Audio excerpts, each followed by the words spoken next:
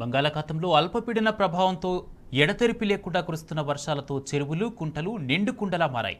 జయశంకర్ భూపాలపల్లి జిల్లా కాళేశ్వరం వద్ద గోదావరి నది 8.5 మీటర్ల ఎత్తున ప్రవహిస్తోంది.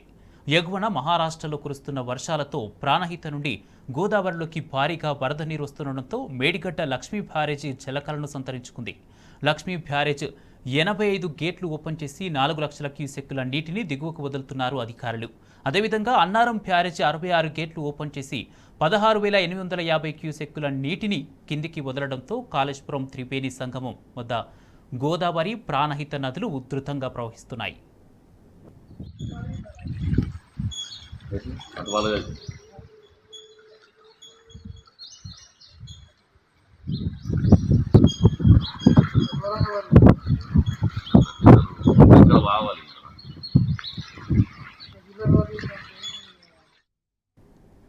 ములుగు జిల్లాలో వానలు దంచి కొడుతున్నాయి. వాచేడు, వెంకటాపురం మండలాల్లో 2 రోజుల నుంచి కురుస్తున్న వర్షాలకు చెరువులు, కుంటలు మత్తడిపోస్తున్నాయి.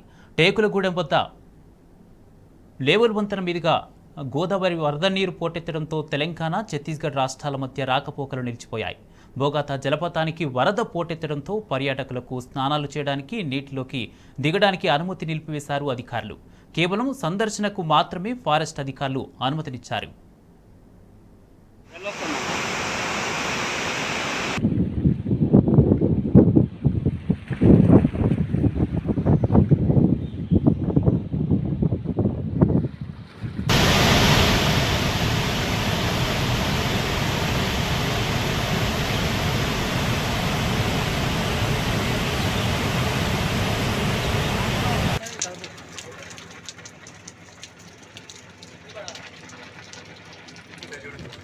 Allah şahitlik ediyor.